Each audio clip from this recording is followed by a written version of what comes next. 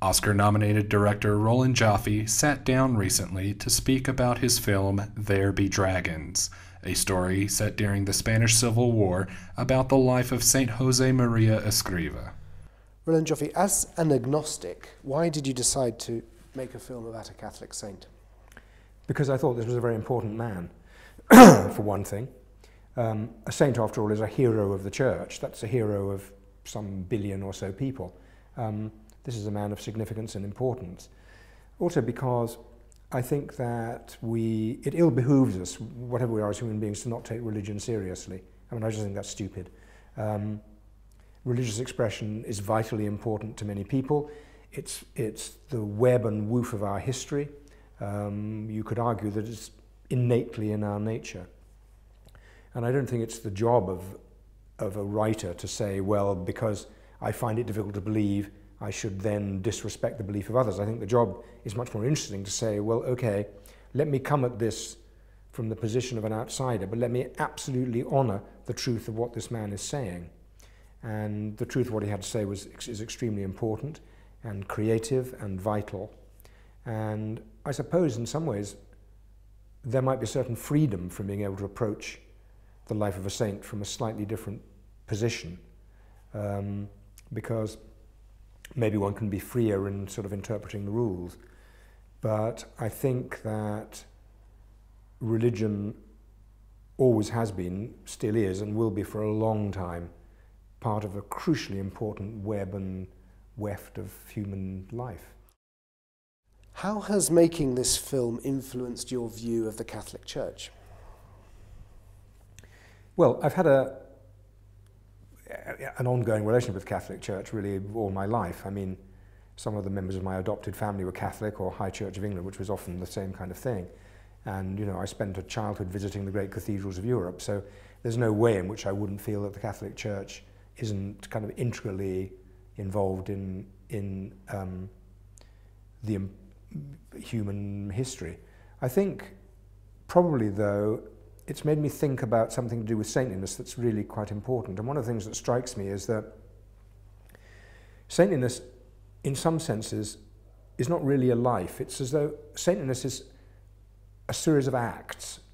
There are saintly acts. I think you have to imagine a saint's life as a sort of string, like a bead necklace, and on this bead necklace are a consistent, continuing set of saintly acts. It's not that a saint somehow gets some inner truth and now there are no struggles, I'm just a saint and everything works. No, a saint has to struggle every day with complex and often passionately felt issues. So it has to do with lots of emotional moments, and I guess we'll deal with some in a more saintly or a less saintly way than others, but generally the saint becomes a hero of the church because there are many beads on the string.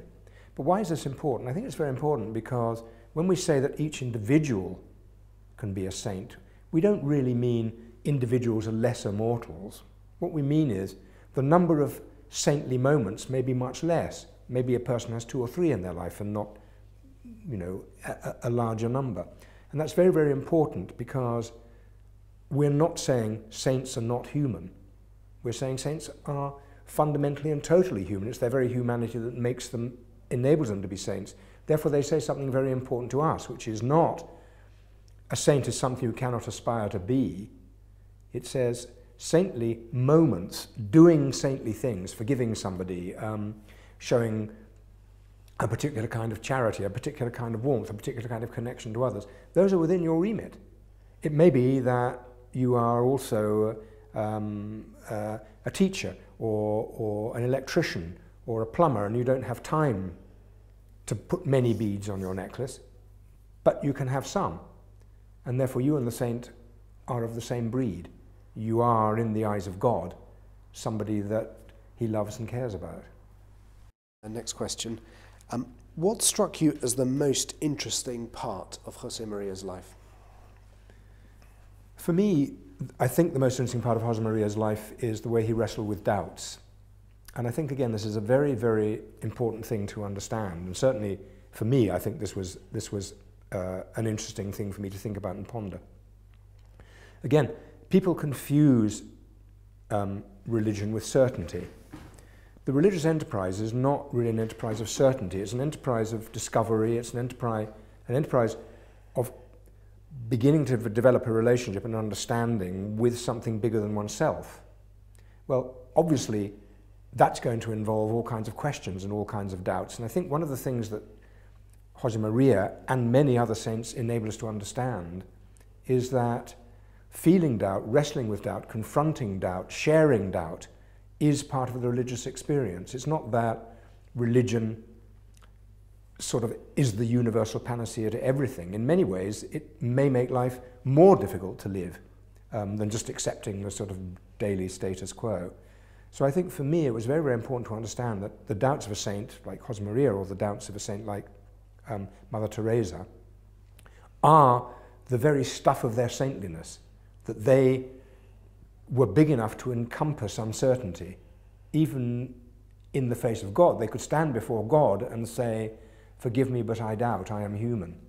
That's a crucially important thing to understand, I think, because it's very freeing about the depth and quality and the requirement of honesty in the religious experience. This film, it has a key theme in it of forgiveness. What would you say is the film's message on forgiveness?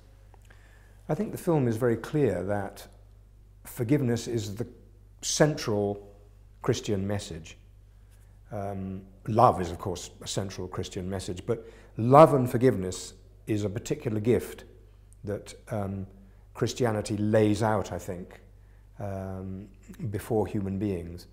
And I think one of the ways to see this is that this is a process of giving. It's a process of giving that acts in two ways, because it acts to free both parties. It acts to free the person doing the forgiveness, and it obviously acts to free the person who's been forgiven. But it's not easy. And it's not that we go around forgiving everything, which means nothing really matters. No. If we have to forgive somebody, we have to forgive something that's caused an immense amount of pain, and there will be a great cost and a great struggle in being able to forgive. But that's the Christian message, that struggle itself is worthwhile. Why is it important? Because it breaks the cycle. Not forgiving perpetuates a cycle, perpetuates a cycle of hatred amongst peoples, amongst families, amongst brother and sister, husband and wife, amongst friends, obviously amongst enemies. But the act of, in a way, standing and taking another human's hand and saying, before God, we are all imperfect, and our imperfection is what we share, is a way of uniting humanity in a way that I think is powerful, strong, and is a way forward. You could, as a scientist, say that forgiveness is an evolutionary step of the direst necessity. As an admirer and lover of God, one would say forgiveness is an acknowledgement of the beauty of this creation that is well worth sharing with one's creator. And what, if anything, has changed in your life, having learnt about and made a film about Josemaria Escrivá? I think it's given me 2 years to think seriously about the value of religion, about its upside and its downside, about the relationship between each individual to religion, to ask questions about how much is religion a degree of a selection of dogmas, how much is religion a genuine searching of the soul, and a realization of the complexity and the depth of religion. And I suppose above all, in a way most importantly, to say generally those who attack religion attack a characterization that is so far away from what the true religious experience is, that it's a bit like a man who says that he doesn't like camels and is describing a cat. I mean, it's just not the same thing at all. So I think it's given me a sense of the real profound experience of humanity that's contained in the religious experience and its importance. Roland Joffe, Director of There Be Dragons, thank you very much. Thank you.